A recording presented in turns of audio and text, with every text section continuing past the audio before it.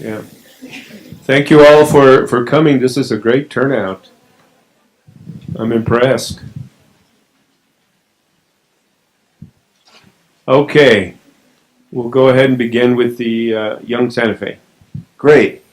We're the young people of Santa Fe, all six of us. But obviously, all joking aside, thanks for coming. We're going to get to introduction in a second, but in terms of actionable items, the first one, and the mayor already referenced it, is to make committees like this permanent in some way.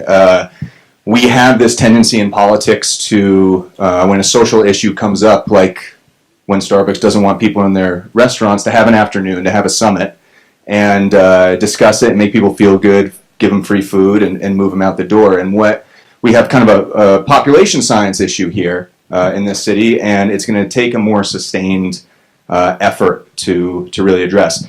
I'm Rob Morlino. I'm a marketing consultant here in town. I'm, by the way I say coffee, you can probably tell not from here originally. And I am also on the board of the Green Chamber of Commerce, the Santa Fe Playhouse, and KSFR radio station. And we're just going to go down and introduce. We're all going to be presenting in some way. Charlie hopefully will have some remarks. She wasn't able to make the last meeting, but everybody will have something to say. So it'll be a bit of a whirlwind, but hopefully you enjoy it. Hi all, I'm Charlie Baser. I'm an attorney in town. I'm a fairly recent transplant. I moved here almost 2 years ago now, so I'm still kind of figuring out how to operate within the community, but this is a great way to start, and I'm so pleased to be able to be a part of this. I'm Madeline Carey. I grew up in Albuquerque and went away for college and came back to Santa Fe in 2014 and have been here ever since. I'm Kate Kennedy. I do a lot of this kind of work. See a lot of familiar faces here. Born and raised in Santa Fe, I am a marketing and business consultant. I sit on 7 boards and 2 city committees. Hi, my name is Sarah Gettler. I was born and raised here in Santa Fe. I grew up in the village of Agua Fria. I am currently the program director for the Santa Fe Boys and Girls Club del Norte. Buenos días, yo soy Carlos Medina, originally de Las Vegas. I moved to Santa Fe about 3 years ago, proud to be a resident of the South Side and excited to be part of this committee.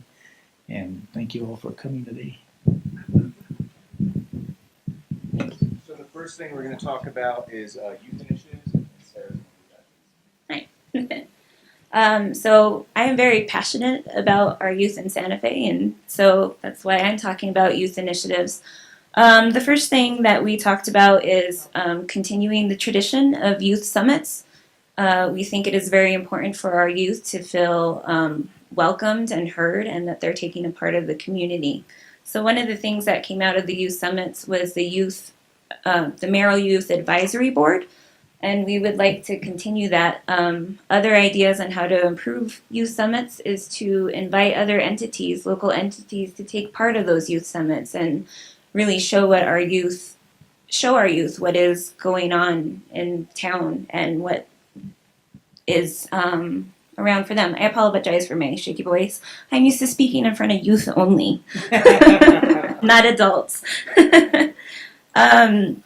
Other ideas we had, besides continue the idea of youth summits, is to take part in how the youth interact in this town. I know parents here know what I'm talking about with their heads, if they have kids, with their heads in their tablets. Social media is a big thing to this young generation. It's how they feel validated. It's how they get their points across. It's how they receive their news and know what trends are going on. We think the city could really benefit from creating apps around the city. Also, where kids can maybe check in as they participate in civic duties. And anything else to add there, guys? Carlos? You want to add to that? I think most importantly, outreach and inclusion is very important, especially to the youth. Like you were saying, Facebook page. I already have an idea for like a logo, a Facebook page, a jingle, an outreach coordinator, a youth board, because like Rob was saying, we have these summits and we feel good for a little bit, but then that's as far as it goes. And I'll be the first to say I'm willing to devote my time. I have a little bit of talent, not a lot of money, but I have a lot of time, and I'd be willing to devote that time to, if I have to be that outreach coordinator, I'm down for that. But we need to meet. We need to meet the youth at their level, and sometimes that statement, it's like we have to meet them at their level, like we have to lower, but it's not true. I think if we focused a little bit more on meeting them at their at the technological level that they're at, the socioeconomic level, if they're immigrant, if they're, I invited a lot of people here today that didn't come because maybe they're afraid because someone in their family was not born here. Whatever level it is, I'm willing to rise to that level. I'm willing to donate my time and effort. I feel empowered by the organization I represent to do that. And outreach and inclusion. That's my mantra. Outreach and inclusion. And I think just also trying to incentivize participation in the town for kids. So if they're checking in, if they're participating in, say, something like this, then they can check in and also be recognized for participating in their city. As Carlos kind of mentioned, there is an equity problem in Santa Fe, depending on where our youth are born, dictates on their education, their recreation, their housing. So more needs to be done on the south side of town as far as all of that is concerned. That's all I have to say. So next we're going to talk about a lot of job stuff, which is obviously a pretty critical piece of this, and Madeline's going to start that. And I'm going to highlight two alternative economies because one of the recommendations we had is focusing on alternative economies. The loose, statistic or information that I've always heard is the primary employers in Santa Fe are the federal government in the forms of Los Alamos National Laboratories, the state government, and the hospital and healthcare sector. And recently we've had some investment and development in, I guess not recently in the finance sector, but in the creative economy as well as in the tech economy, primarily with Descartes Labs and Meow Wolf. The two alternative economic opportunities I'm going to talk about is the outdoor recreation economy and the brewery, distillery, and dispensary and winery economy, both of which have direct economic impacts in terms of jobs and exports, as well as in lifestyle bonuses or lifestyle attraction and impact for what Rob will talk about in terms of the remote work economy. The Pecos Wilderness is 220,000 acres. We're a pretty lucky community to have that resource out our back door. It's under leveraged in terms of our branding ourselves as a outdoor recreation destination. And we have a lot of infrastructure already set up to be a tourism, to have a lot of tourism in our community. There's also, go back to what we talked about in terms of youth initiatives, there's great examples from across the West of utilizing public lands to increase access and public health outcomes. I believe it's Provo, Utah. Every fourth grader gets a free ski pass to Alta. And so that is a super tangible opportunity to approach the ski area about, which would get kids up into the mountains and expose them to new experiences. The lowest level of economic impact studies that have been done are in the congressional district level. The residents of New Mexico 3 spend $1.61 billion on outdoor recreation every year, primarily on camping and fishing. And some cities to look at in terms of how they've developed these opportunities that are of a similar size or were of a similar size when they started developing these opportunities are Asheville, North Carolina, Bentonville, Arkansas, Bozeman, Montana, Missoula, Montana, Provo, Utah, and Durango, Colorado. Breweries, distilleries, and dispensaries. Nationwide, the number of brewery workers has grown by 120% in the past decade. It's an incredibly fast-growing economy across the country and in New Mexico. We're 16th nationwide in the number of breweries, which is doing pretty good for New Mexico on nationwide lists. And importantly, it's productive labor instead of service labor. And a lot of times we can produce and export beer and spirits. And there's a lot that the city could do in terms of engaging with liquor licensing with the state and also asking the industry what they need and to be able to distribute and have distribution licenses be going to local producers and local vendors instead of national chains. The craft brewery industry nationwide doubled in employment of full-time employees in last year alone. So there's a lot of opportunity. And in terms of dispensaries and legalization of marijuana, I think the best thing to do is ask Colorado how it's going. And it's going well. Making a lot of money. So I'm going to talk a little bit about some other economic trends here. And while I think we agree that there is room for tech startups in Santa Fe, we have, again, a bit of a population transportation growth limit in that we're not going to get a 10,000 employee tech company in Santa Fe. Actually, probably not what a lot of Santa Feans want. But smaller tech companies like Descartes Labs, I think, are absolutely well suited for this area. And one thing that Descartes Labs does take advantage of, and that a lot of tech companies and just increasingly organizations and companies all over the country are taking advantage of, is remote work. It's really more of a labor trend, and it's increasing rapidly. It's increasing 5 or 6 times the number of people that actually enter the market every year, right? 5 or 6 times that many people go on to have remote or to work remotely. Why Santa Fe, I think, is really ripe for this is because we can be the capital of work-life balance. If you can make a pretty good wage here, it's a great place to live.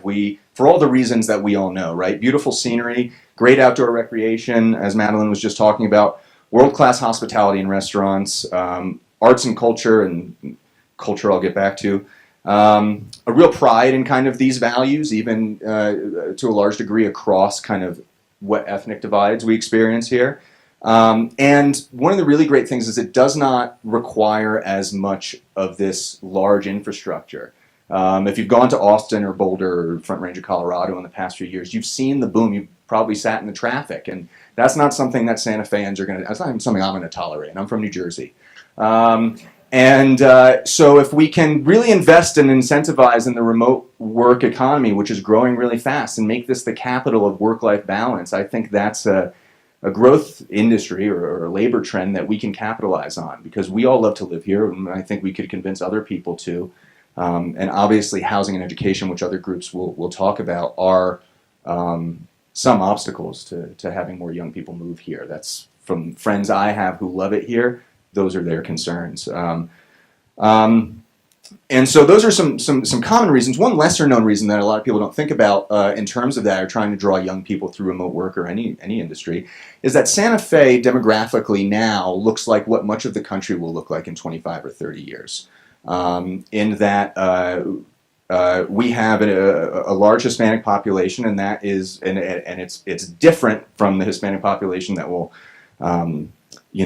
fill in other cities throughout the United States. But we have, at least on the surface, probably appear to be more tolerant and accepting than some place like Boise, Idaho, which has this tremendous growth as well, but is not as diverse. So how do we make this happen? How do we invest in these kind of remote economies as well as these startups? And there are a couple of ways to do it, I think. The first one is the way the city markets itself. And if you look at the city budget for 18-19, our PR department is doing a pretty good job in terms of content marketing, and that's how people our age get information, right? We're cord cutters. I haven't had cable television in I don't know how many years. I watch YouTube channels, right? Netflix and all these things. And we do create some content, but the city and city governments are not necessarily the best to produce that. They frankly, are not agile enough. So how do we capitalize on this trend still? Well, just as an anecdote, I'm a big mountain biker, and one of the channels I follow on YouTube is a guy from Long Island. He's shorter than me, if you can believe it.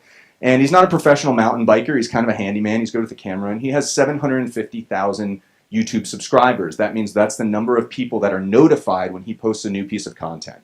By contrast, the YouTube channel that we're being broadcast on now has 441 subscribers. So one guy from Long Island who now lives in Asheville, North Carolina, has 750,000.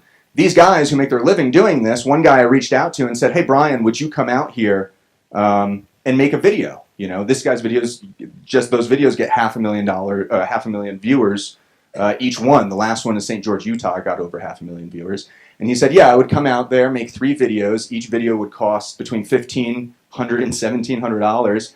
And as long as accommodation was taken care of as well, right? As long as it's little to no cost to him. So for a budget of $6,000 or $8,000, we can have a captive audience with on evergreen content, right? Because when we buy a radio spot, it goes away after a while. These YouTube videos stay up in perpetuity, and it's a captive audience that feels like they're being advertised to. They're seeking out this content, and so for a couple $1,000s, we can get those people out here, and have that captive audience. Other things we can do, just content marketing. We have all these movie stars coming in from the city. Let's send people out to try to just get an Instagram video of them, right? Let's try to capitalize on these other people's networks. And podcasting is a really low-cost way of getting information out. Sure, some of us still listen to radio in the car, mainly, while we're not on our phones driving. And I'm sorry. It's a really growing market that we could invest in. And I'm going to pass it off to Kate Kennedy to talk a little bit about the major infrastructure investment that we need to make this happen, which is telecom, broadband. I'm not going to belabor the point about how important broadband and fiber optic cable is. I think we're all pretty aware of that. But I would like to provide you with a little bit of information about how we can do it efficiently and what it actually looks like cost-wise. In the city of Santa Fe, as of January 2017, we had 1,298 underserved businesses in Santa Fe County in terms of their access to broadband. That's a lot. We are one of the highest communities in this state in terms of our underserved businesses. This information is coming from the New Mexico Broadband Program, which was a statewide funded program that was put together. Unfortunately, their grant funding is running out, so the information we have is sort of where we're at this time until their funding renews. That is going to cost roughly $4 million in investment to serve the existing businesses that are underserved. Now, that does not count the remote workers who are working from home. This is not underserved homes, public access centers, etc. How many of us are working remotely from this room right now? How many of you are logged into the convention center Wi-Fi? Thank you, City of Santa Fe. That's the kind of numbers that we need to look at citywide. If you break it down per cost, it's about $3,300 per business that we need to invest in order to get everybody up and running to a full level of broadband access. That does not include schools, libraries, community centers, etc. The average home has about 7 devices connected onto their network. As many of those devices are both used for personal and business use, we rely on those heavily, and we need a lot more connectivity in order to run our lives efficiently on the devices that we rely on. Just to give you an idea, Mr. Mayor, a 10% increase in broadband penetration would increase your small business revenue anywhere from 0.25% to 1.4% in the first year. For a lot of small businesses, that's make it or break it. This is a small investment that we can make on our behalf. There are rural communities in northern New Mexico, as Carlos can attest to, who have faster internet than we do. The biggest cost to installing quality connectivity is trenching. It's literally digging the hole and digging the line. So we actually have recommendations for this that'll make it a little bit easier, and that is the dig once strategy. If you're already going in to fix existing infrastructure, or if you're going in to add new infrastructure, go ahead and lay the conduit so that we can pull the fiber. While you're in there, do it already. The reason rural communities are able to do this at a more cost-effective and efficient basis is because they dig a lot of their own trenches, they own a lot of their own land, they can just dig their own holes and pull it through. In Santa Fe, we have land owned by multiple entities. Not that that's a bad thing, but it does add some kind of obstacles in terms of digging a trench to pull line. Carlos, how fast is your internet at your ranch? Super fast. It's interesting to. When I go, my house is in El Coruco, so it's a super tiny community out by Villanueva, off of I-25. I was telling Kate when I'm there, and I upload every day 2 or 3 times. That's my business. That's how I feed myself. My videos are almost instant. It's because we have fiber optic. So maybe we could reach out to ENMR because they've done a really great job providing rural communities with super fast internet service, we should probably reach out. I'm proud to say I'm a member of the of the co-op, so I'm sure we could reach out to them and get some ideas as what we could do. So the overall recommendation for broadband is to standardize and simplify the installation process. Include it in the land use policies as well as in our construction and building permitting. Make it a requirement. It'll feed the whole community. And I'll just add to that by saying I live in the Santa Fe city limits and I have to get satellite internet because of where I'm located, which is the worst solution to the problem. We're at time. Okay. We're at time. We're out of time. Before the mayor asks his question again, I want to remind everyone, if you have questions, use the cards that were provided to you, and Matt and Danila will pick them up from you.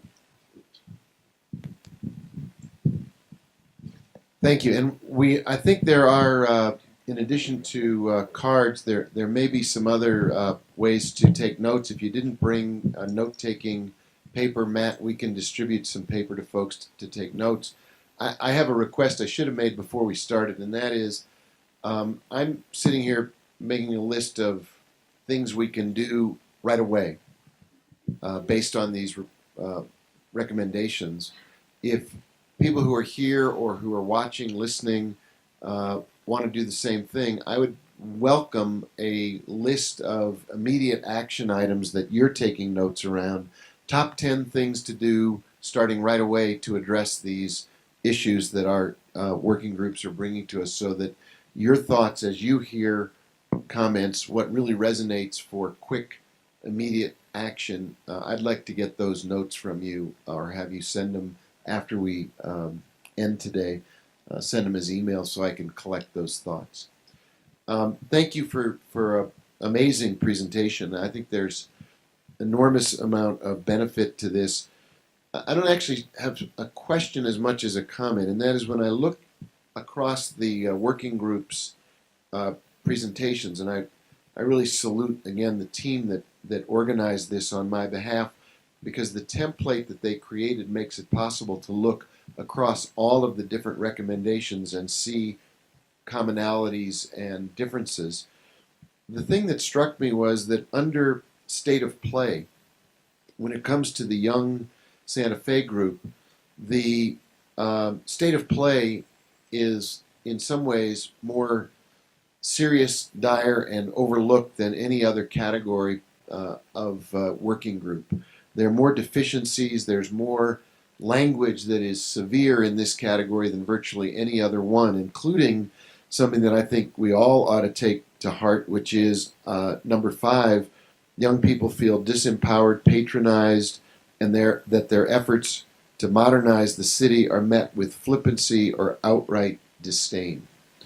And that ought to be something that everybody in this room and outside this room take to heart, that we are, on the one hand, saying we care deeply about attracting, keeping, and growing our young population in Santa Fe, filling in that missing demographic, and yet the signals we're sending out, wittingly or unwittingly, on a regular basis, are that this group of young people don't matter, aren't included, are looked down on, their efforts aren't recognized, and their contributions aren't enabled.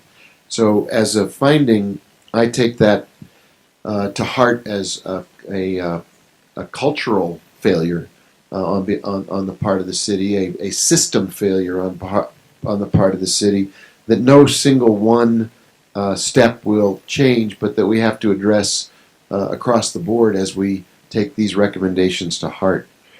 I think your conclusions are great. Carlos, you are now duly appointed the outreach coordinator.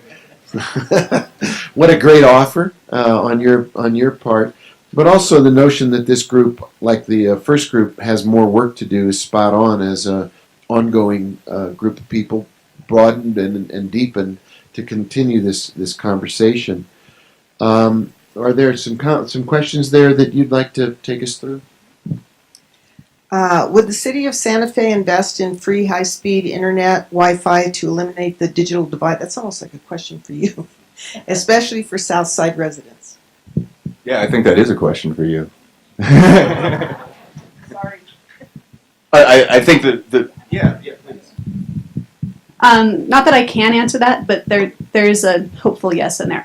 Just to give you an idea of the way that the existing infrastructure looks, in downtown Santa Fe, where we are right now, a lot of our internet connectivity lines are above ground and are essentially daisy chained building to building to building. As I'm sure you can see those lines dangling in between the buildings, which is obviously an obstruction to new construction. But just to compare that to the old Santa Fe Trail area, they pretty much only have access to DSL in that neighborhood. And their lines are mostly underground. So we have a complex and diverse existing infrastructure system, and that would need to be streamlined before any offer of any continued internet could go forward. Does digital divide make it challenging to reach immigrant youth? How do we make tech more engaging or appealing to people of lower economic means to close the income distribution gaps? That's there's a couple of questions in there. Does the what was the first part, Your Honor? Does digital divide make it challenging to reach immigrant youth? So my experience with digital divide has mostly been in the developing world, and what we do have kind of this trend towards is, even though these are fairly expensive by a lot of people's standards, technology adoption broadly is it takes place people of all classes. There's a relatively small barrier to entry, and so I don't know that. I would say where that is most clear is in schools. I think schools that are underfunded or are in poorer parts of town, and the way we fund schools by property tax, mean that those poorer schools are going to have less access to more modern forms of more modern tools for communication. And then what was the second part? I might not have addressed The that. part was, how do we make tech more engaging and appealing to people of lower economic means to close income distribution gap? No? How do we make it more appealing or more affordable? Appealing. More.